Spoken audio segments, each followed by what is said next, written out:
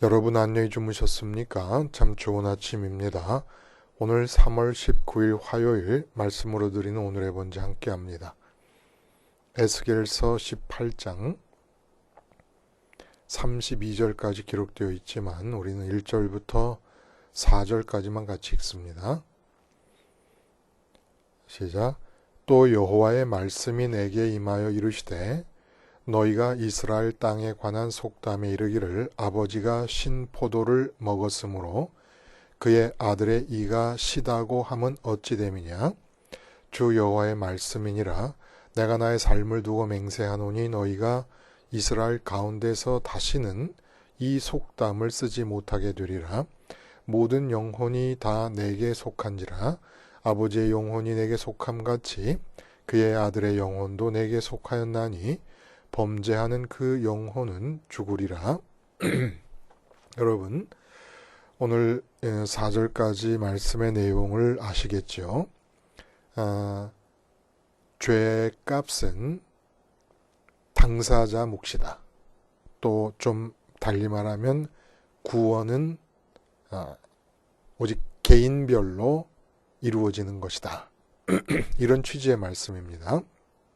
그래서 이 말씀을 어떻게 하나님이 펼쳐나가시느냐 하면 5절부터 9절까지는 십계명을 좀 순서 없이 그리고 개괄적으로 변용을 하면서 이제 말씀을 하시는 거예요. 그 정의와 공의 그리고 십계명의 내용, 율법의 내용들을 잘 지키는 그 사람은 그 사람만의 구원을 이룰 것이다. 근데 그 사람이 아들을 낳습니다. 아들을 낳는데 그 아들은 아버지가 한 대로 하지 않고 계명과 율법에 어긋나는 행동을 하면서 살았다. 그러면 망할 거라는 겁니다. 근데 그 또 못된 아들이 아들을 낳는데 처음에 말한 그 의인의 손자가 태어난 거죠. 근데 그 손자는 또 아버지와 다르게 아주 그 계명을 잘 지키고 하나님의 말씀을 지키면서 잘 살았다. 그럼 또 구원을 받는다는 겁니다.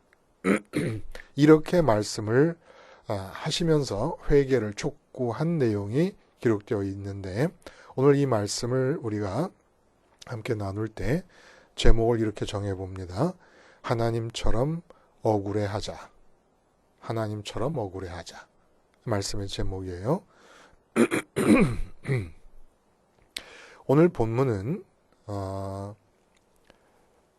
에스겔이 계속해서 포로로 잡혀온 그 유다 백성들에게 회개를 촉구할 때 그 회개를 촉구하는 에스겔에 대해서 반응을 어떻게 보였느냐 하면 우리가 왜 그렇게 회개를 해야 되느냐고 귀가 따갑도록 듣기 싫을 정도로 자꾸 우리를 재촉을 하느냐. 우리는 억울하다. 이런 심정이었다는 겁니다. 이렇게 억울하다라고 하는 반응에 대해서 이제 에스겔이 오늘 말씀을 하나님께 받아서 전해주는 겁니다.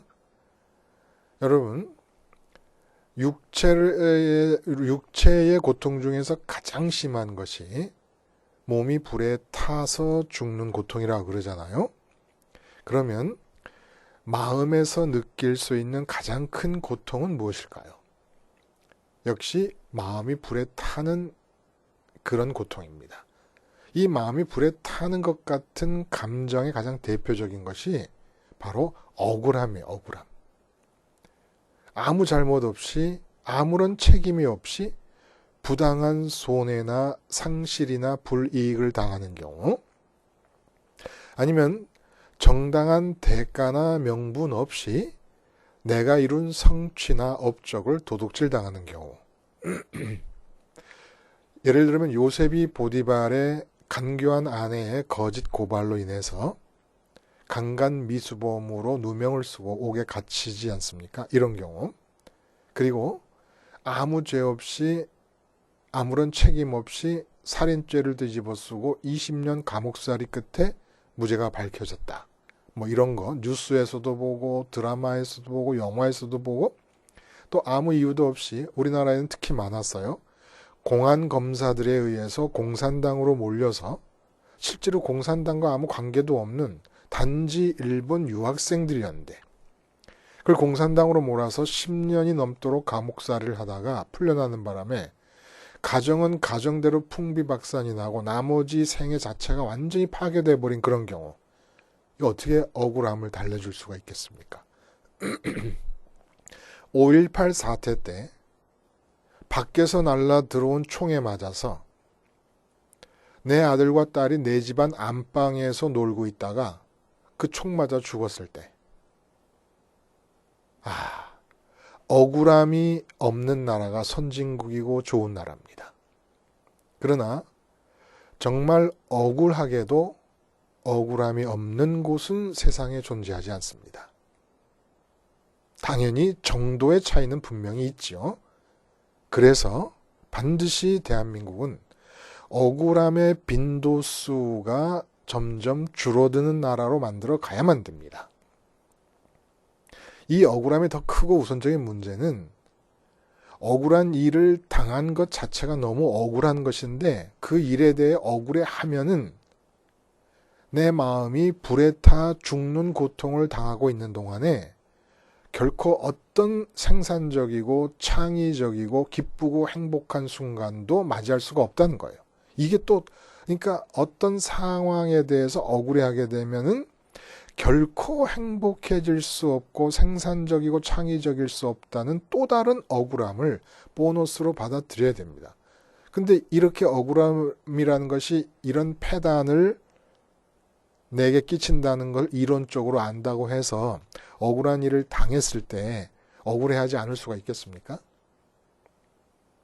오늘 본문의 요지는 하나님도 억울해하신다. 그러므로 너희도 마음껏 억울해하라 라는 것이 아니라 하나님도 억울해하신다. 그러므로 하나님처럼 억울해해라 라는 말씀을 전해주고 계십니다. 말씀드린 대로 우리가 읽은 부분에 속담이 나오지 않습니까? 아버지가 신포도를 먹었으므로 그의 아들의 이가 시다고 하면 어찌 됨이냐.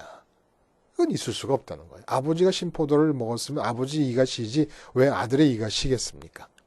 물론 신포도를 먹는 사람을 이렇게 보고 있으면 막 나한테서도 막 어휴 시어 하고 침이 나올 수는 있어요. 그러나 이빨이 신 건 아니지 않겠습니까? 포로로 잡혀온 유다 백성들이 자꾸 회개를 촉구하는 에스겔 앞에 와서 듣기 싫다. 응? 듣기 싫다. 우리는 억울하다. 왜 억울하냐? 지금 포로로 잡혀와서 이렇게 어려운 처지를 살고 있는 것이 우리 죄 때문이냐? 유다 역사를 통해서 얼마나 조상들과 우리의 아비들이 엄청난 죄악을 저질렀느냐?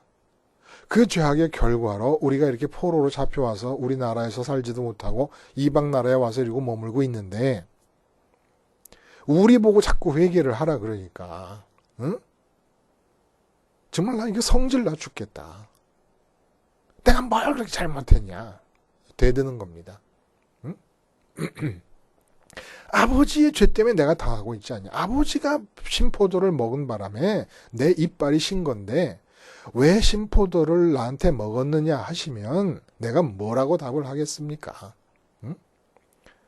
그러니까 이렇게 이제 항거하는 이유가 뭐냐면 출애굽기 20장 10계명을 얘기하시는 중에 그 우상 숭배를 하지 말라고 하신 다음에 뭐라고 하시냐면 내 하나님 여호와는 질투하는 하나님인즉 나를 미워하는 자의 죄를 갚되 아버지로부터 아들에게로 3, 4대까지 이르게 하거니와 라는 말씀이 있어요. 그러니까 이 말씀을 근거로 해서 우리가 지금 당하고 있는 어려운 처지는 전적으로 아비들의 탓인데 아비들의 죄값으로 주어진 것인데 우리 보고 회개를 하라고 하니 나는 진짜 가슴이 찢어지도록 억울할 뿐이다. 에스겔 선지자 이제는 좀 제발 입 좀 다물고 나보고 회개하라 소리 좀 하지 말라. 좀 이런 얘기입니다. 근데 이들의 억울함이 의미가 없는 게 아닌 거예요. 물론 재판할 때 아버지가 살인을 해서 재판을 받으면 아버지를 향해서 이제 무기한 감옥에 있어라 라고 판사님이 선고를 합니다. 그러면 그 죄값을 아버지가 판결을 받고 치른 거예요.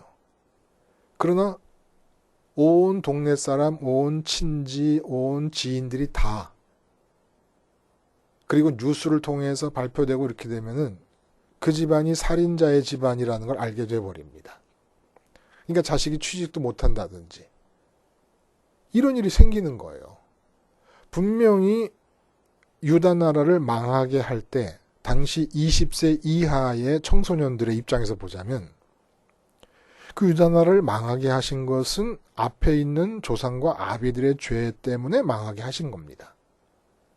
근데 정작 포로로 잡혀온 거는 죄를 진 당사자들은 이미 다 고국에서 살다, 어쨌든 잘 살았든 못 살았든 자기 고국에서 잘 살다가 죽었고, 그들이 지은 죄값을 지금 이 전혀 거기에 해당되지 않았던 20세 이하의 청소년들이 와가지고 죄를 담당하고, 또 포로로 붙잡혀온 장년들의 입장에서도 이 죄가 우리만의 죄냐. 왜? 앞에 있던 장년들, 앞에 살다가 죽은 사람들, 할아버지 되고 할머니 돼서 죽은 사람들은 평생 동안 우상 숭배를 해도 고국 땅에서 잘 살고 있다가 고국 땅에서 죽었고 다 조상의 묘에 묻혔는데, 우리는 왜 우리 생을 우리 땅에서 마감하지 못하고 이렇게 포로로 잡혀왔느냐. 응? 내가 회개해야 될 부분이 있다 하더라도 억울한 부분이 더 큰 거 아니냐. 억울함을 해소시켜주면 내가 회개하겠다. 왜 내가 아비들의 죄값을 다 이렇게 받고 치러야 되느냐. 그러니까 진짜 삶의 환경적인 차원에서 보자면 삶의 형편상의 상태를 고려하면 이 아비의 죄값은 자녀들이 담당하게 될 수밖에 없습니다. 조선시대 때 아버지가 역적으로 몰려서 멸문지화를 당했어요. 그러니까 어린 아들과 딸들은 관노, 노비로 팔려갑니다. 관노로 전락합니다. 그러면 뭐예요? 그 아들과 딸이 뭘 잘못했어요? 근데 문제는 뭐냐 하면 하나님의 입장입니다. 하나님의 태도예요. 지금 포로로 잡혀와서 존재하는 것 자체가 지금 어렵고 헐떡거릴 수밖에 없어요. 낯선 땅에 왔지요. 단순히 이것이 무슨 대한민국에 살다가 미국으로 이민 간 것처럼 이민을 간 것이 아니잖아요. 포로의 신분으로 잡혔던 건 노비입니다. 최하층민의 삶인데 그곳에 이미 살고 있던 하층민과 다른 것은 다 낯설어요. 하층민도 터전이 잡히는 게 있고 안 잡히는 경우가 있지 않겠습니까? 근데 걷다 대고 하나님은 자꾸 율법을 지키라는 거예요. 계명을 지키라는 거예요. 그리고 율법과 계명을 어제 말했는데 오늘 보니까 안 지키네. 그러니까 내일 회개하라고 얘기를 하고 있는 겁니다. 그러니까 미쳐버리겠다는 거예요. 이 선민들은. 도대체 우리의 억울함을 하나님은 어떻게 그렇게까지 공감해 주시지 않느냐는 겁니다. 그리고 존재하는 것조차 먹고 사는 것조차 힘든 판에 무슨 율법과 계명을 지킬 힘이 우리가 있을 거라고 자꾸 우리에게 율법과 계명을 지키라는 말씀을 하시냐는 겁니다. 억울하지 않아요? 하나님의 이 무정하심 그리고 하나님의 불공평하심이 선민들의 생각을 지배하고 있었다는 겁니다. 자, 그럼 문제가 뭘까요? 여기서 우선 이렇게 처지가 어렵게 되어진 상태에서 율법과 계명을 지키라고 요구하시는 그 하나님의 마음을 어떻게 사랑이라고 아니 지금 몸이 아파서 몸을 가눌 수 없는 자식에게 공부하라고 책상에 끌어당기는 것과 다를 바가 없지 않습니까? 그래서 하나님의 입장은 뭐예요?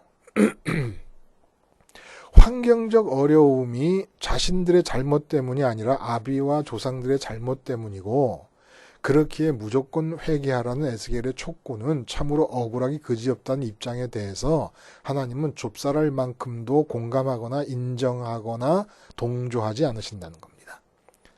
그리고 오히려 반문하십니다. 너희 억울하다고 하는 너희들 보면 하나님의 계명과 율법은 잘 지켰냐? 더 억울하게 만들어요. 그러니까 불난집에 부채질하고 불난집에 기름 붓는 거예요. 더 억울하게 만들어요. 지금 내가 율법 계명 지키게 생겼습니까? 자, 하나님이 이 상황에서 율법과 계명을 요구하시는 그 이유가 뭘까요? 말씀드린 대로예요. 율법과 계명을 지키라고 하시면서 율법과 계명을 지키는 자는 구원을 얻고 그렇지 못한 자는 멸망한다 그러니까 신약 성경에서 나오는 오직 의인은 믿음으로 말미암아 살리라 믿음으로 말미암아 의롭게 되리라 하는 말씀과 개에게 다른 말씀처럼 여겨질 수 있습니다. 그러나 우리 함께 나눈 이야기 속에 어떤 게 있었습니까? 율법과 계명은 지킨다고 말씀하시지만 어떻게 해야 지켜지는 겁니까? 올라타야 지켜지는 겁니다. 율법과 계명을 지키라고 말씀하시는 이유는 율법과 계명을 올라타라는 거예요. 왜냐하면 율법과 계명은 내가 개인적으로 살아갈 때 나 개인적으로 해당되는 하나님의 생각과 계획과 뜻을 올라탈 때와 마찬가지로 율법과 계명도 올라타야만 되는데 올라타기 위해서는 율법과 계명이 우리 마음을 태우는 정류장이 어디냐는 것이에요. 그걸 알아야 되지 않겠습니까?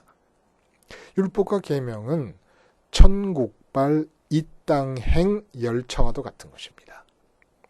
근데 일단 천국에서 출발해서 이 땅으로 내려와서 문자화돼서 우리 앞에 보이는 그 상황에서는 올라탈 수가 없습니다.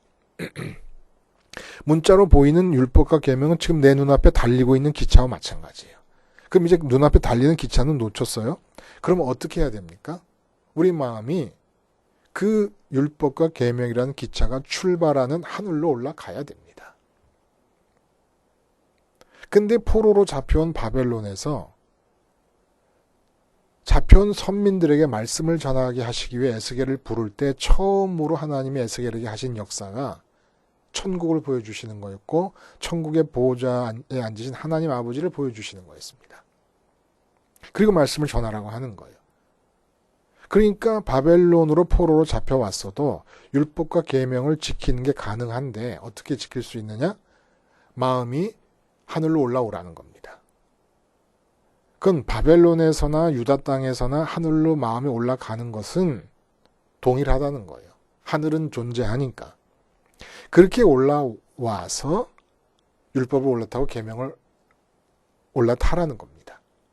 그러니까 하나님이 지금 말씀하시는 포인트는 환경적 어려움과 참담한 현실 때문에 현재 주어진 상황 때문에 억울해함을 호소하는 그 선민들에게 너희 마음이 지금 왜 땅에 있는 상황에 묶여서 땅에 있는 상황이 처지가 어렵게 뒤바뀌었다고 왜 거기서 억울함을 느끼고 있느냐는 거예요. 누가 너희 보고 억울해하라고 하고 있느냐는 겁니다. 누가 너희 보고 마음이 그 땅에 주저앉아가지고 그렇게 억울해하고 있으라고 그랬느냐는 겁니다. 이방인들이라면 에스겔 선지자에게 환상을 통해 보여주신 것과 같이 천국과 보좌에 앉으신 하나님 아버지가 계시되지 않고 알려지지 않은 이방인들이라면 억울해하는 것도 이해가 간다는 겁니다. 근데 너희가 이방인이냐는 거예요. 내가 천국이 있음을 알려줬고 천국에 내가 있음을 알려줬으면 당연히 마음이 어디로 가야 되느냐? 하늘로 올라와야 된다는 겁니다. 근데 왜 땅에 주저앉아가지고 바벨론 땅에 주저앉아가지고 바뀐 처지를 붙잡고 앉아서 억울하다고 불평하고 있느냐는 겁니다. 그걸 율법을 지키고 계명을 지키라는 말씀으로 돌려서 치고 계시는 거예요. 말씀을 돌려치기를 하시는 겁니다. 왜 율법을 안 지키고 계명을 안 지키냐? 우린 지킬 수 없어요. 어떻게 해야 됩니까? 마음이 하늘로 올라와서 율법과 계명이 내 마음을 사로잡아야 됩니다. 그러니까 율법과 계명을 지키라는 얘기는 지금 네 마음이 하늘로 올라오라는 얘기를 하시는 거예요. 하늘에 계신 하나님께로 올라오라는 얘기예요. 그러면 율법과 계명 때문에 몰려서 율법과 계명이라는 기차를 타기 위해서 하늘로 올라왔는데 난 이제 율법과 계명은 기차를 올라타야지 하니까 하나님이 끌어내리십니다. 아니 잠깐만 있어. 먼저 나를 가져라. 네 마음이 비어있거든. 그러니까 네 비어있는 마음으로 나를 가져라. 제가 그래도 되겠습니까? 이 사람아, 그럼 내가 너한테 나를 주려고 너를 선택을 한 건데 율법과 계명으로 몰아쳐서 너를 네 마음이 하늘로 올라오게 만들었지만 본래 원초적인 의도는 나 자신을 네 마음속에 넣어줌으로써 네 마음이 아주 그냥 끝판왕으로 행복하게 해주기 위해 너를 선택한 건데 율법과 계명을 지키는 것이 급한 게 아니라 나부터 가져라. 그래서 하나님을 갖게 하신다는 겁니다. 하나님을 가진 자는 이 세상, 이 땅, 이 삶의 환경이 어떠하든지 억울해할 수가 없습니다. 억울해할 수가 없다는 거예요. 그런 억울함이 일어날 수가 없다는 겁니다. 예를 들어 5.18 사태 때 집안에 있는 아들, 딸들이 총에 맞아 죽었습니다. 그러면 법적으로 그것이 밝혀지고 잘잘못이 따져지고 책임자를 처벌하고 하는 과정들이 있어야 되잖아요. 근데 그런 게 없어요. 그럼 내가 이제 내 아들, 딸이 총에 맞아 죽었는데 나는 지금 교회 집사예요. 그럼 어떻게 해야 되겠습니까? 정말 하나님을 모르는 이방인들이라면 우리는 억울해서 네덜란드에 간 이준 열사가 정말 자결하듯이 자결을 해도 분이 다 안 터져요. 얼마나 억울합니까? 내 자식이 집안에서 있다가 총에 맞아 죽었다면 여러분은 어떡하겠어요? 아무 잘못도 없는 애가 총에 맞아 죽었는데. 근데 내가 집사예요. 내가 권사예요. 내가 장로고 내가 목사예요. 내가 구역장이에요. 내가 엊그저께 세례받아갖고 교인이 됐어요. 그럼 이제 어떡할래요? 하나님이 요구하시는 게 뭡니까? 자식에게도 그렇게 가르쳤잖아요. 하나님이 계신 하늘나라가 있다고. 그러면 나도 지금 여기서 내 마음은 자식이 죽은 이 땅에 머물러 있으면 안 된다는 거예요. 이게 선민의 또 다른 억울함이에요. 선민은 마음이 이 땅에서 어떤 억울한 일이 벌어지고 있어도 마음이 땅에 머물고 있으면 안 된다는 억울한 조건이 붙어 있는 게 바로 선민이라는 겁니다. 그럼 둘 중에 선택을 해야 돼요. 계속 땅에 머물러서 죽은 자식 고추 만진다고 그러고 억울해하고 있을 것인지 아니면은 마음이 주님 따라서 하늘로 올라오든지 죽은 자식을 사랑할 것이냐 하나님을 사랑할 것이냐를 선택해야 되는 게 선민의 운명입니다. 그러니까 선민은 이 땅에 대해서 마음 놓고 억울해할 수도 없는 억울함이 있는 거예요. 근데 이 억울함을 받아들여야 선민이 되는 겁니다. 내가 사기를 당했어요. 근데 그 사기를 친 사람이 누구냐 하면 고등학교 동창입니다. 고등학교 졸업한 이후 계속 함께 형제처럼 지낸 친구예요. 근데 내 돈 1억을 띄어먹고 도망가서 나는 거리에 나앉게 생겼어요. 억울해요. 거리에 나앉게 생긴 이 상황에서 어떡할 거예요, 이제. 선민이 아닌 사람들은 마음 놓고 억울해도 되고 위장이 상하고 간이 녹아내릴 정도로 억울해도 됩니다. 내가 손해지만 어떻게 억울해하는 감정을 어떻게 우리가 사귈 수가 있습니까? 그건 당연한 거고 인정하고 공조할 수 있고 공감할 수 있습니다. 근데 여러분이 집사님이에요.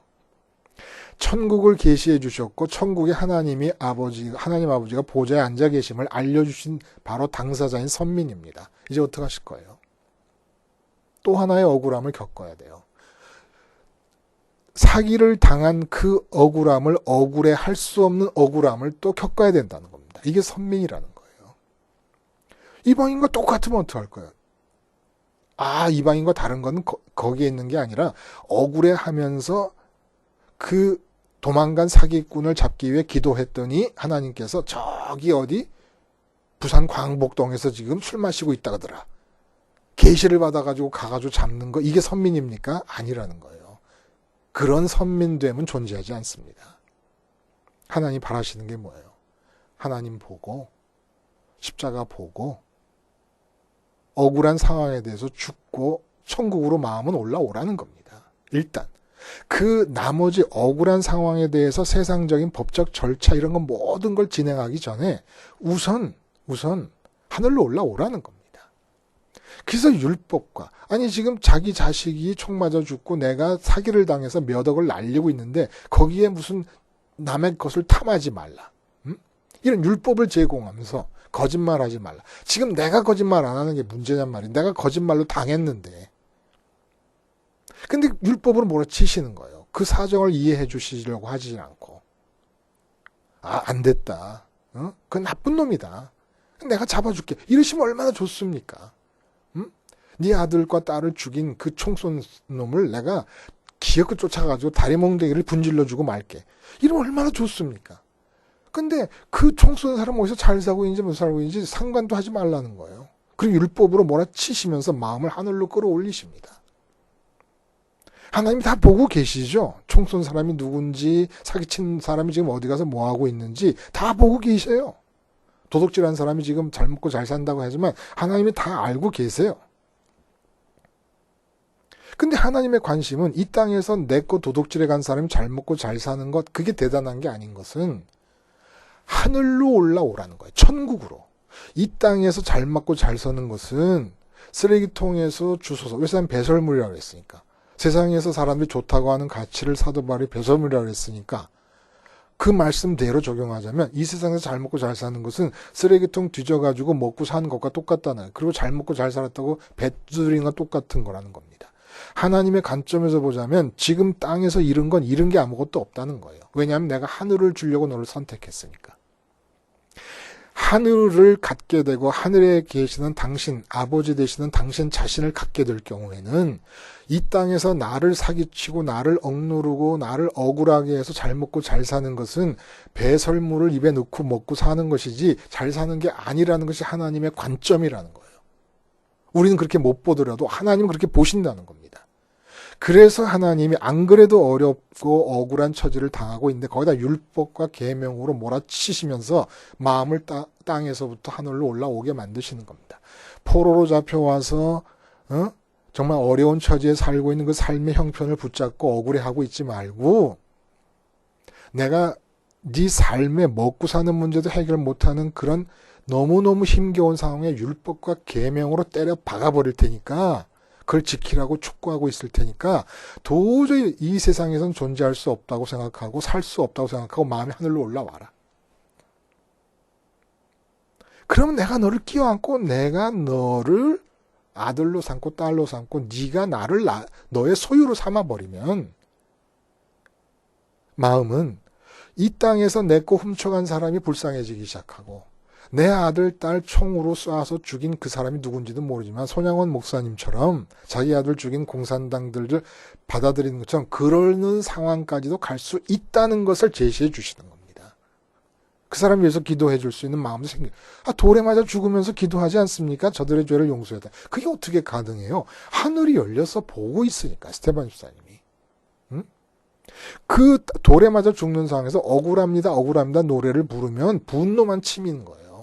근데 하늘로 가버렸어요. 하늘이 열리고 하늘이 보인다는 건 마음이 하늘로 갔다는 얘기 아닙니까? 하늘로 갔더니 나를 돌로 쳐 죽이고 있는 사람들 하늘로만 안 갔으면 억울해서 죽여서 나도 돌 들어가고 한 놈이라도 죽이고 나도 죽겠다고 달려들 판 아닙니까? 뭐 세상 사람들이 다 그러겠죠. 근데 하늘을 보고 났더니 이들의 죄를 용서해 달래요. 하나님 원하시는 게 그거라는 겁니다. 땅에서 억울하다고 느낄 정도로 너희들이 빼앗긴 것, 진짜 하늘을 가지면 억울한 게 아무것도 없다는 겁니다. 하나님의 입장이라는 거예요. 우리는 땅에 사는 사람이 그렇지 않잖아요. 억울해서 죽을 지경이잖아요. 아주 그냥 자결이라도 하고 싶을 정도로 억울하지 않습니까? 근데 하나님의 입장은 내가 너를 선택해서 하늘을 주려 하고 나를 주려 하니까 하늘로 올라와라. 그래서 억울한 처지가 주어지면 주어질수록 하늘로 올라오기가 더 유리하다고 생각하시는 겁니다. 하나님은. 땅에서 살기가 편하지 않으니까 그 편하지 않은 그 땅의 삶의 처지 거기서 살겠다고 바둑거리고 애쓰지 말고 훌쩍 떠나 마음을 하늘로 보내라는 거예요. 그래서 하나님이 이렇게 하시는 것에 대한 의미를 모르고 드디어 이분들이 뭐라고 그러시냐면 공평의 문제를 제기합니다. 공평. 25절에 보면 그런데 너희는 이르기를 주의 길이 공평하지 아니하다 하는도다. 근데 하나님이 여기다 대고 또 뭐라 그러시냐. 하나님도 한마디도 안 지세요. 그 어려운 처지에 있는 사람들에 대해서 한마디도 양보가 없으세요. 뭐라고 하시냐면 이스라엘 족속아 들을지어다. 내 길이 어찌 공평하지 아니하냐. 너희 길이 공평하지 아니한 것이 아니냐? 이렇게 물어보십니다. 아, 이게 무슨 뜻일까요? 너희 길이 공평하지 않다. 그러니까 하나님이 억울하다 이 말씀입니다. 하나님이 억울하시다. 하나님이 왜 억울하세요? 하나님 뭐가 억울하시냐 하면 유다 나라에 있을 때 우상 숭배하고 입으로는 하나님의 이름을 부르지만 마음으로는 돈 좋아하고 부흥 좋아하고 이 땅에서의 번영과 성공 좋아하면서 살았어요. 하나님이 억울하신 겁니다. 출애굽을 시켜서 출애굽에서 250만 명이 되도록 번성시키시고 출애굽을 시켜서 광야 40년을 지키시고 그 많은 국가체제를 정비하고 있던 강한 나라를 이 오합지졸 250만을 끌고 들어가서 가나안 땅을 차지하게 하셨습니다. 족과 꿀이 흐르게 하시고 때를 따라 이른 비와 늦은 비를 내리시고 살게 해주셨습니다. 그러면 이 모든 것을 주신 하나님께 주목해야 되는데 하나님이 주신 것에 주목하면서 주신 것을 어떻게 더 확장시켜 나가느냐라고 하다가 풍요와 다사는 바알과 아세라라는 남신 여신이 주장한다 그래. 바알과 아세라를 섬긴 겁니다. 하나님이 억울한 거예요. 그러면 선지자들은 뭐한 사람입니까? 하나님의 억울함을 받아들인 사람입니다. 또 백성들을 보면서 어떤 사람들입니까? 어떤 입장을 취하는 사람들입니까? 그 선민의 마음에서 천국과 하나님을 상실한 것을 억울해하던 사람이라는 겁니다. 근데 돈 사기당한 건 억울해하면서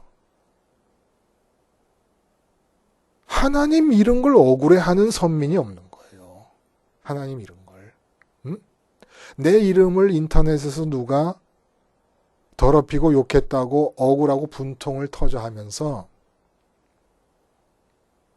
내 마음에서 그걸 억울해하는 바람에 천국이 사라져버리고 왜냐하면 마음에 들여놨으니까 나를 억울해하게 하는 그 당사자나 억울함을 느끼게 하는 상황이 마음에 들어왔으니까 하나님 들어오실 자리가 없는데 세상 것을 억울해하면서 하나님을 놓친 거에 대해 억울해하는 선민이 아무도 없다는 겁니다. 그러니까 하나님이 억울하신 거예요.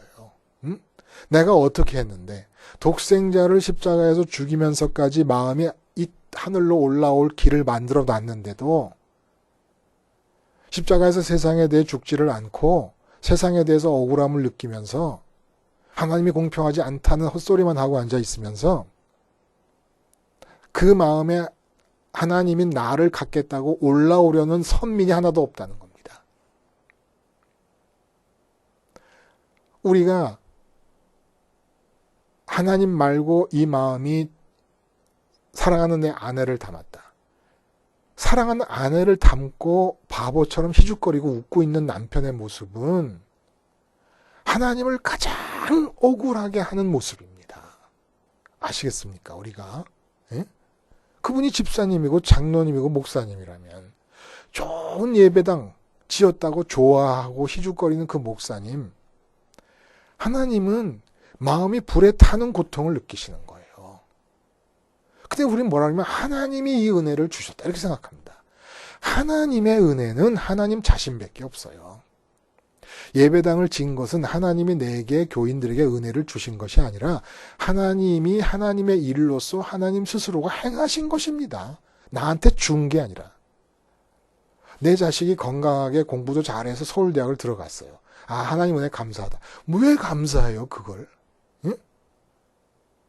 감사하기 전에 그거는 하나님이 당신의 일을 하신 것이에요. 단지 나를 통해서 하셨기에 그것이 감사한 것이지 하나님이 행하셔서 나한테 주신 것이 아닙니다. 하나님이 내게 주시는 것은 하나님 당신밖에 없어요. 근데 마음의 세상을 들여놓고 억울해하면은 반드시 하나님은 들어오실 수가 없는데 들어오실 수가 없으신 이 하나님을 빼앗겼다고 억울해하는 선민이 없는 것이 하나님은 너무너무 억울한 겁니다. 그리고 올바른 깨달음 참 선지자들이 그것을 또 억울해하는 것이고 억울함에도 등급이 있는 거예요. 응? 하나님처럼 억울해하기 때문에 십자가 생활하라는 말이 나온 겁니다. 왜 십자가를 생활화해야 돼요? 자꾸 세상 것을 담고 그것이 안 됐다고 분해하고 그것이 안 됐다고 안타까워하고 그것을 뺏겼다고 억울해할 때 하나님을 잃어버리는 거거든요. 근데 이런 순간이 삶의 24시간 중에 계속 다가오잖아요.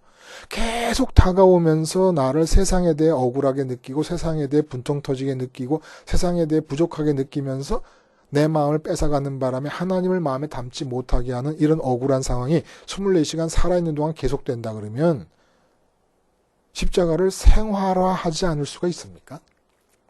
십자가 생활화라는 말을 하게 된 이유가 하나님을 빼앗기는 것이 억울하기 때문입니다. 하나님을 빼앗기는 것이 억울하기 때문에.